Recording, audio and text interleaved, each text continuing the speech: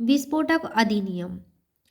1884, act number 4 of 1887।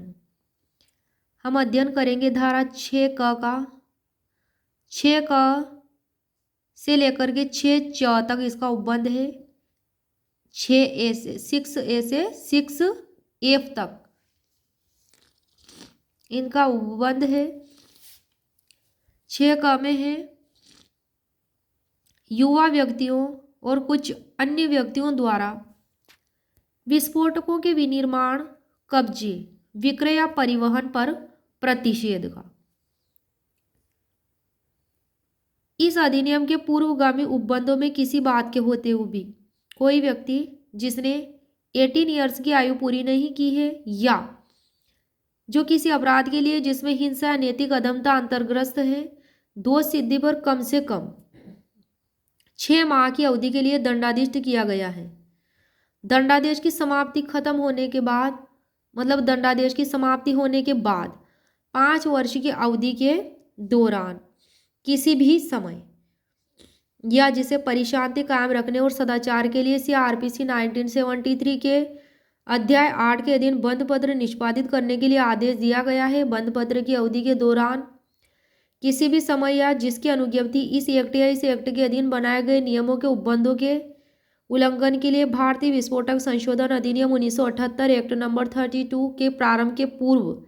या फिर इसके बनने के बाद इस एक्ट के अधीन रद्द कर दी गई है, कैंसिल कर दी गई है। ऐसी अनुज्ञप्ति के रद्द किए जाने की तारीख से 5 वर्ष की अवधि के दौरान किसी भी समय क्या होगा, उस अवधि के दौरान किसी भी विस्फोटक का विनिर्माण, विक्रय, परिवहन, आयात या निर्यात नहीं करेगा या किसी ऐसे विस्फोटक को कब्जे में नहीं रखेगा जिसे केंद्र सरकार उसकी प्रकृति को ध्यान में रखते हुए शासकीय राजपत्र में अधिसूचना द्वारा स्पेसिफाई करे। कोई व्यक्ति ऐसे किसी व्यक्ति को जिसके बारे में यह जानता है या उसके पास रीजन है या विश्वास का कि ऐसे विक्रय, परिधान या प्रेषण के समय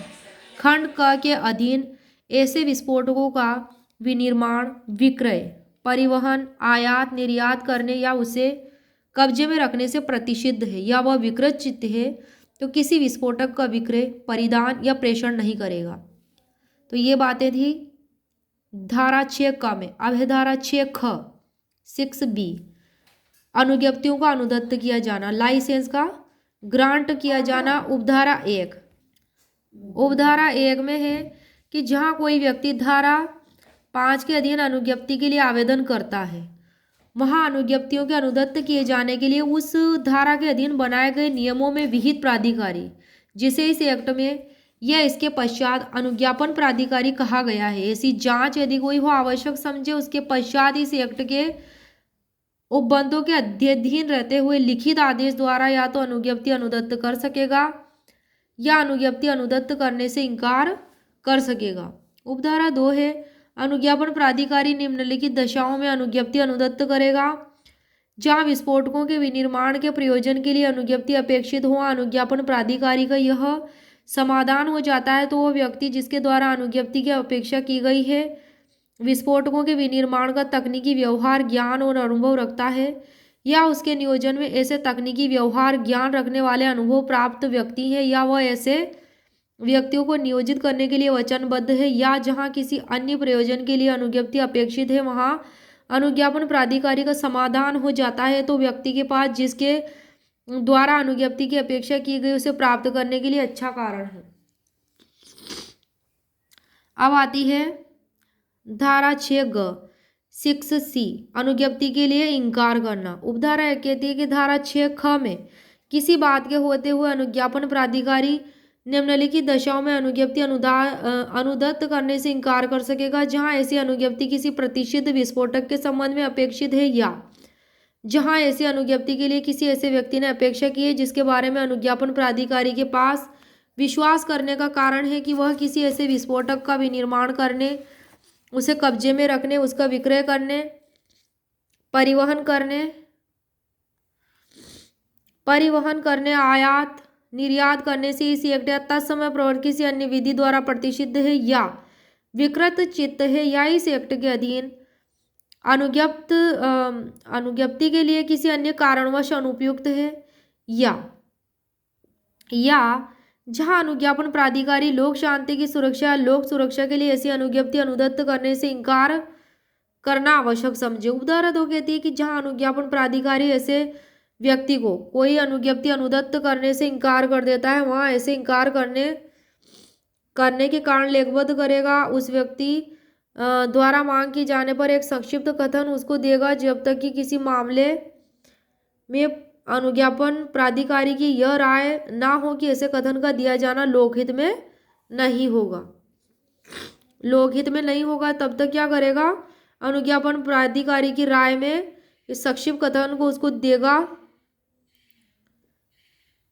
जब तक कि किसी मामले में अनुज्ञापन प्राधिकारी की राय ना हो कि ऐसे कथन का दिया जाना लोकहित में हो। तो उपधारा 2 को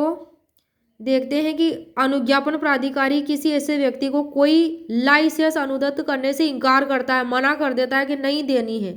तो वहां ऐसे इंकार करने के कारण लेखबद्ध करेगा कि वो मना क्यों कर रहा है, मतलब लाइसेंस देने में, और उस व्यक्ति द्वारा मांग की जाने पर कि ऐसा लाइसेंस रद्द क्यों किया जा रहा है, इंकार क्यों किया जा रहा है, तो उसको एक संक्षिप्त ब्रीफ स्टेटमेंट देगा जब तक कि किसी मामले में अनुज्ञापन प्राधिकारी की राय ना हो कि ऐसे कथन का दिया जाना लोकहित में नहीं होगा। लोकहित में होना चाहिए वो कथन। अब ये आ गया, अब है धारा 6 घ मतलब 6D, विहित शर्तों के अतिरिक्त अन्य शर्तें अधिरोपित करने के लिए अनुज्ञापन प्राधिकारी सक्षम है। धारा 6 ख के अधीन 6 ख के अधीन अनुदत्त की गई अनुज्ञप्ति में विहित शर्तों के अतिरिक्त ऐसी अन्य शर्तें अंतर्विष्ट हो सकेगी जो अनुज्ञापन प्राधिकारी द्वारा किसी विशेष मामले में आवश्यक समझी जाए। अब आती है धारा 6 ङ मतलब 6E, सेक्शन 6E, अनुज्ञप्तियों में परिवर्तन, उनका निलंबन और प्रतिसहरण। उपधारा कहती है, अब है उपधारा कहती है कि अनुज्ञापन प्राधिकारी विहित शर्तों के सिवाय उन शर्तों में परिवर्तन कर सकेगा जिनके अधीन रहते हुए अनुज्ञप्ति अनुदत्त की गई है। उस प्रयोजन के लिए लिखी सूचना द्वारा अनुज्ञप्ति के धारक से अपेक्षा कर सकेगा कि उस सूचना में विनिर्दिष्ट समय के भीतर उसे अनुज्ञप्ति समर्पित कर दे। अब है उपधारा 2, अनुज्ञापन प्राधिकारी विहित शर्तों के सिवाय अनुज्ञप्ति की शर्तों में भी अनुज्ञप्ति के धारक के आवेदन पर परिवर्तन कर सकेगा। उपधारा 3, अनुज्ञापन प्राधिकारी लिखित आदेश द्वारा अनुज्ञप्ति ऐसी अवधि के लिए निलंबित कर सकेगा जो वह ठीक समझे, या अनुज्ञप्ति को प्रतिसहृत कर सकेगा, वापस ले सकेगा। क में है, यदि अनुज्ञापन प्राधिकारी का समाधान हो जाता है कि अनुज्ञप्ति का धारक ऐसे विस्फोटक का विनिर्माण, कब्जा, विक्रय, परिवहन, आयात निर्यात करने के लिए इस एक्ट या तत्समय प्रवर्तित किसी अन्य विधि द्वारा प्रतिषिद्ध है, प्रोहिबिटेड है, तो वह विकृत है या किसी अन्य कारणवश इस एक्ट के अधीन अनुज्ञप्ति के लिए अनुपयुक्त है। या ख में है कि यदि अनुज्ञापन प्राधिकारी लोक शांति की सुविधा के लिए, सुरक्षा के लिए, लोक सुरक्षा के लिए अनुज्ञप्ति निलंबित या प्रतिसरद करना आवश्यक समझता है। या ग में है, यदि अनुज्ञप्ति किसी तात्विक सूचना को छिपाकर या अनुज्ञप्ति के लिए आवेदन करते समय अनुज्ञप्ति के धारक द्वारा या उसकी ओर से किसी अन्य व्यक्ति द्वारा दी गई गलत सूचना के आधार पर प्राप्त की गई है। या घ में है, यदि अनुज्ञप्ति की शर्तों में से किसी का उल्लंघन हो गया है। या ग में है कि यदि अनुज्ञप्ति का धारक उपधारा 1 के अधीन उस सूचना का अनुपालन करने में असफल रहा है जिसके द्वारा उससे अनुज्ञप्ति समर्पित करने की अपेक्षा की गई है। उपधारा 4 कहती है कि अनुज्ञापन प्राधिकारी अनुज्ञप्ति के धारक के आवेदन पर भी अनुज्ञप्ति को प्रतिसहृत कर सकेगा। उपधारा 5 कहती है कि जहां अनुज्ञापन प्राधिकारी उपधारा 1 के अधीन अनुज्ञप्ति की शर्तों में परिवर्तन करने का कोई आदेश या उपधारा 3 के अधीन किसी अनुज्ञप्ति को निलंबित या प्रतिसहृत करने का कोई आदेश करता है तो उसके कारण लेखबद्ध करेगा और अनुज्ञप्ति के धारक द्वारा मांग की जाने पर उसका एक संक्षिप्त कथन उसको देगा जब तक कि किसी मामले में अनुज्ञापन प्राधिकारी की यह राय न हो कि ऐसे कथन का दिया जाना लोकहित में नहीं होगा। उपधारा 6 में है कि इस एक्ट में या इसके अधीन बनाए गए नियमों के अधीन किसी अपराध के लिए अनुज्ञप्ति के धारक को दोष सिद्ध करने वाला कोर्ट अनुज्ञप्ति को निलंबित या प्रतिसहृत भी कर सकेगा, परंतु यदि दोष सिद्धि अपील में अन्यथा अपास कर दी जाती है तो निलंबन या प्रतिसहरण शून्य हो जाएगा। क्या होगा, दोष सिद्धि में अपील में या अन्यथा अपास कर दी जाती है तो निलंबन या प्रतिसहरण शून्य हो जाएगा। उपधारा 7 में है कि उपधारा 6 के अधीन निलंबन या प्रतिसरण का आदेश अपील न्यायालय या पुनरीक्षण रिवीजन की अपनी शक्तियों का प्रयोग करते हुए हाई कोर्ट द्वारा भी किया जा सकेगा। हाई कोर्ट द्वारा भी किया जा सकेगा ये क्या? उपधारा 6 के अधीन निलंबन या प्रतिसरण का आदेश अपील न्यायालय का या पुनरीक्षण की अपनी शक्तियों का प्रयोग कर रहा है अपील कोर्ट, तो उससे करते हुए उच्च न्यायालय द्वारा भी किया जा सकेगा। अब आती है उपधारा 8, केंद्र सरकार समस्त भारत या उसके किसी भाग में इस एक्ट के अधीन अनुदत्त सभी यकीनी अनुज्ञप्तियों को शासकीय राजपत्र में आदेश द्वारा निलंबित या प्रतिसरण कर सकेगी और निलंबित या प्रतिसरण करने के लिए किसी अनुज्ञापन प्राधिकारी को निर्देश देगी। उपधारा 9 कहती है कि इस धारा के अधीन अनुज्ञप्ति के निलंबन या प्रतिसरण पर उसका धारक उस प्राधिकारी को जिसके द्वारा निलंबित या प्रतिसरण की गई है या ऐसे अन्य प्राधिकारी को जो निलंबन या प्रतिसरण के आदेश में इस निमित्त विनिर्दिष्ट की जाए अनुज्ञप्ति अविलंब अभ्यर्पित करेगा। अब आती है लास्ट सेक्शन 6 क से 6 च तक थी, 6 क से 6 च तक, धारा 6 क से 6 च तक जो क ख वाली लाइन है इसकी लास्ट सेक्शन है 6 च, इसमें है अपीलें। क्या है इसमें? 6 च में अपीलें। उपधारा क्या कहती है कि अनुज्ञापन प्राधिकारी के ऐसे आदेश से जिसके द्वारा अनुज्ञप्ति अनुदत्त करने से इनकार किया गया हो या अनुज्ञप्ति की शर्तों में परिवर्तन किया गया हो या अनुज्ञप्ति प्राधिकारी से ऐसे आदेश जिसके द्वारा अनुज्ञप्ति निलंबित या प्रतिसरण की गई हो व्यतीत कोई व्यक्ति ऐसे प्राधिकारी को जिसमें इसके पश्चात अपील प्राधिकारी कहा गया है और इसे अवधि के भीतर जो विहित की जाए उस आदेश के विरुद्ध अपील कर सकेगा। अब देखते हैं हम आगे कि परंतु केंद्र सरकार द्वारा उसके निर्देशाधीन किसी आदेश के विरुद्ध कोई अपील नहीं होगी, कोई अपील नहीं होगी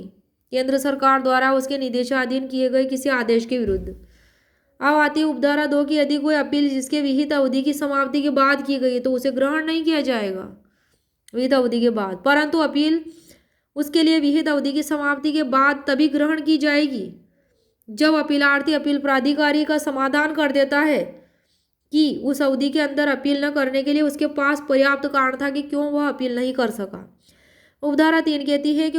अपील के लिए विहित अवधि की संगणना परिसीमा अधिनियम 1963 एक्ट नंबर 36 के उन उपबंधों के अनुसार की जाएगी जो उसके अधीन परिसीमा काल की संगणना के लिए है। उपधारा 4 इस एक्ट के अधीन प्रत्येक अपील लिखित अर्जी द्वारा की जाएगी और जहां उस आदेश के विरुद्ध अपील की गई है कारणों का संक्षिप्त कथन अपीलार्थी को दिया गया है वहाँ ऐसा संक्षिप्त कथन और ऐसी फीस जो विहित की जाए उसके साथ होगी। उपधारा 5 के अपील का निपटारा करने में अपील प्राधिकारी ऐसी प्रक्रिया का अनुसरण करेगा जो विहित की जाए, परंतु किसी अपील का निपटारा तब तक नहीं किया जाएगा जब तक अपीलार्थी को सुनवाई का युक्तियुक्त अवसर न दे दिया गया हो। उपधारा 6 कहती है कि वह आदेश जिसके विरुद्ध अपील की गई है जब तक कि अपील प्राधिकारी सशर्त या बिना शर्त अन्यथा निर्देश न दे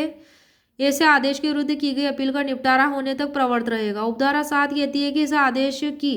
जिसके विरुद्ध अपील की गई है पुष्टि करने वाला उसे उपांतरित करने या उलटने वाला अपील प्राधिकारी का प्रत्येक आदेश क्या होगा? अंतिम होगा।